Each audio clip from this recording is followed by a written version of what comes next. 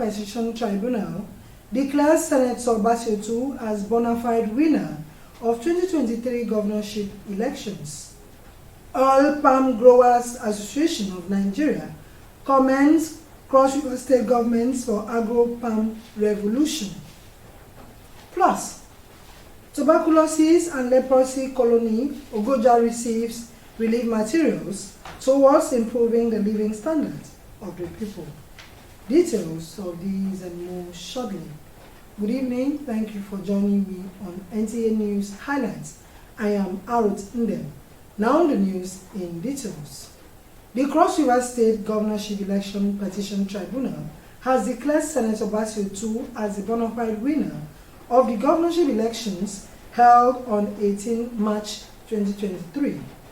In a unanimous judgment by a three-man panel led by its chairman, Justice Okin Ine, dismissed the petition filed by the People's Democratic Party, PDP, and its governorship candidate, Senator Sunday Ono, for lacking merit and abuse of court processes. Paul Ebel completes the report. It's Judgment Day for the Governorship Election Petition Tribunal in Calabar, Cross River State, and all around the court premises is calmness, with heavy presence of security to forestall any security breach as a result of the outcome of the tribunal. Back to the court are seated anxious faces from the petitioners and respondents as the pendulum may swing in any direction. For over 3 hours, the three-man panel reads the analysis of submissions and requests of first, second, third, and fourth respondents, struck out and affirmed some grounds from both sides and made pronouncement. In the wisdom of the court, the panel dismissed the grounds of the petitioners against the governor on falsification of WAEC certificate and his deputy on lying on oath of his dual citizenship status and being a PDP member while contesting for the election. What is the response of counsels to the parties? Regardless of whether we are satisfied with the judgment or not, but we need to commend them for the industry. That's what we just did. We are lawyers to parties. It's the parties that have the case. We are only professionals. We will sit down with them and let them see the judgment. They will tell us what next. The three-man tribunal dismissed the election petition as lacking in merit. On all grounds, the tribunal agreed with the governor and his deputy. One, the governor was qualified, not just qualified, he was even overqualified. The victory brought wild celebration among supporters of the governor.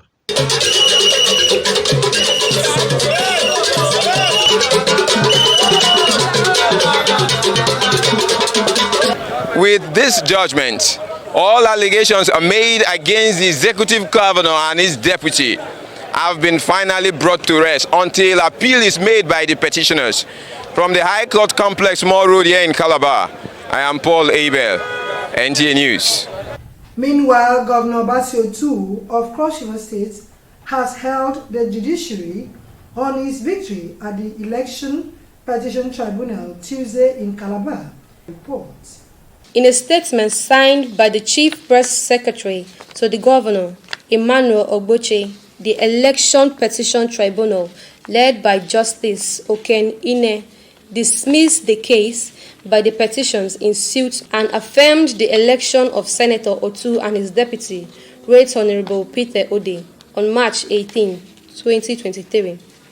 Reacting to the tribunal judgments, Governor Otu said it is with great delight and a high sense of responsibility that he welcomes the judgment of the Election Petition Tribunal, which gave them the deserved victory and has confirmed the mandates across Riverians freely and overwhelmingly gave to them on election day.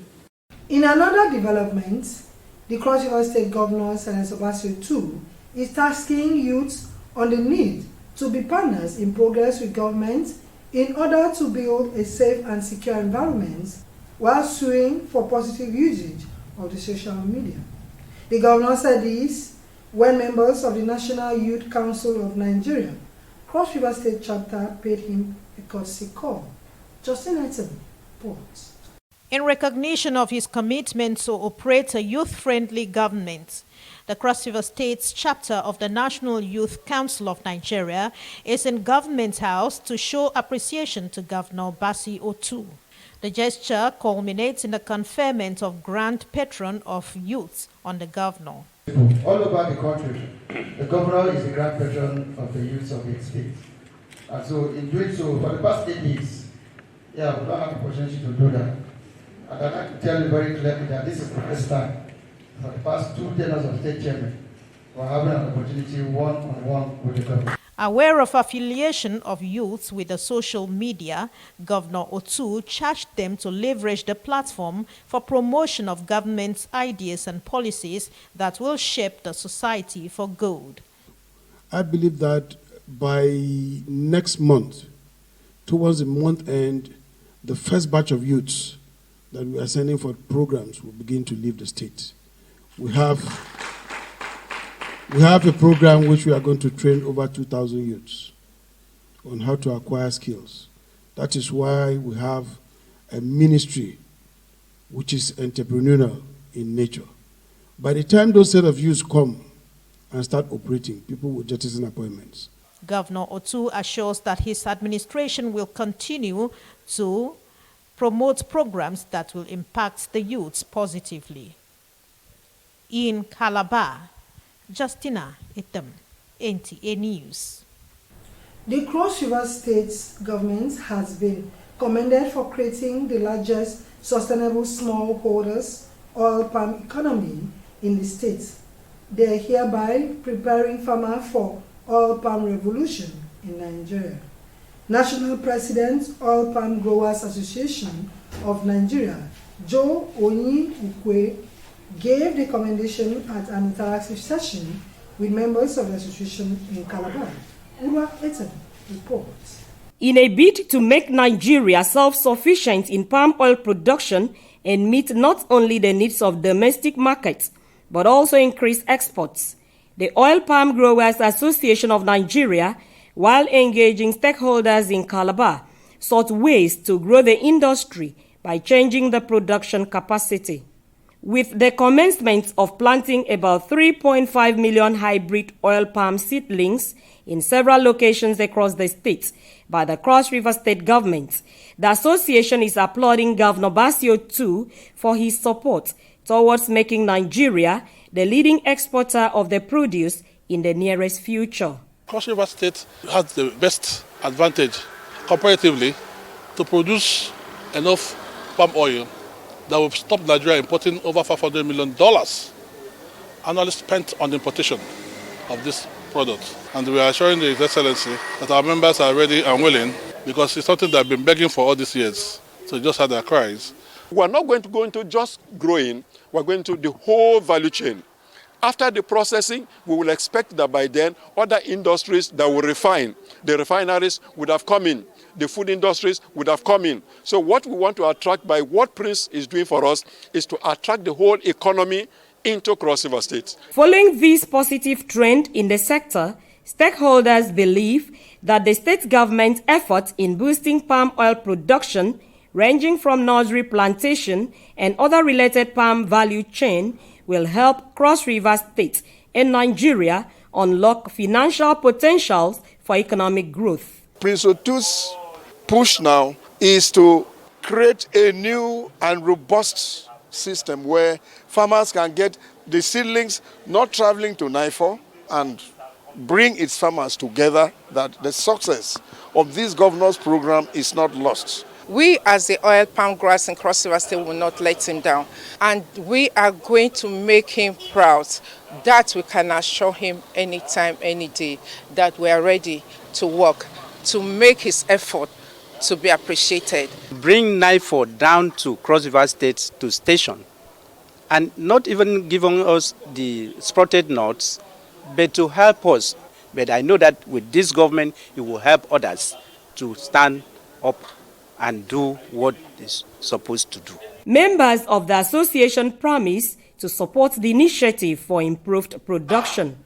In Calabar, Udwak Eton. NTA News. The tuberculosis and leprosy colony Ogoja has received relief materials worth thousands of naira to aid their standard of living. The distribution of the relief materials is part of the Estalander's Czech cosmetic company social responsibility to give back to the society. Odealin reports. The coordinator of the tuberculosis and leprosy colony Ogoja, while receiving the food items and other relief materials, thanked the company for the gesture and called on well-meaning Nigerians and organizations to emulate the Estalander's Clinic Cosmetic Company's humanitarian services. I'm appreciating the clinic charity or cosmetic company who have just come to visit us to do their charity. We so appreciate them, and with the knowledge they have given to us, I think we are carried. I appreciate them very well. I really appreciate, because the group that are always coming to us, I've not seen any group that have explained themselves like. The representative of the Estallander Clinic Cosmetic Company, while highlighting the objectives of the company, noted that apart from offering cosmetic products and services, the company equally engaged in empowerment scheme for investors to venture into cosmetic businesses aimed at making profit as well as caring for their health and cosmetic needs. Clinic is a cosmetic company established in US, and they are doing a lot of things. They are doing charity work and some other things. So I'm advising you that you should come and join Clinic. Clinic will change your life. When you invest in the company, they use the money you invested, produce some products, and sell. The profit they make, they share with you 50-50. So after I've benefited from the company, I saw the need to share with others. The Estalander's Clinic Cosmetic Company, which has branches across the country, says it is extending its humanitarian services to all nooks and crannies of the northern central district of the state. In Ogoja, Ode Alenyo, NTA News. Adopting of technology is tax administration, improved services and effective taxpayers' education are key to achieving a sustainable revenue and tax base in Cross River State. This was a submission of stakeholders at a one-day workshop for staff of Cross River State Internal Revenue Service. Justin Etten reports. Poor revenue generation has remained a constraint to rapid economic growth and inability of government to meet the demands of citizenry. In a bid to change the narrative, the Cross River State government in this workshop is strengthening the capacity of tax administrators towards growing a sustainable revenue and tax base. Everybody who resides in Cross River State, they owe the state that obligation to pay their taxes. Nigeria runs a federal tax law, meaning that everybody in Nigeria pays the same tax as an individual.